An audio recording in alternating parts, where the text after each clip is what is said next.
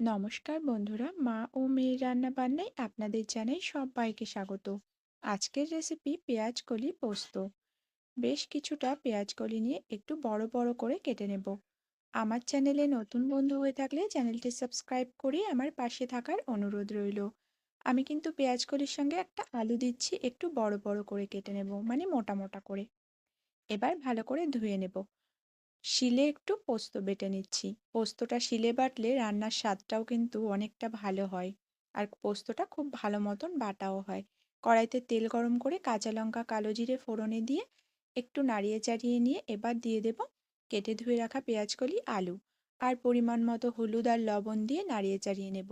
এবার পোস্ত বাটাটাকেও কিন্তু দিয়ে দেব, দিয়ে ভালো করে কষিয়ে নেব।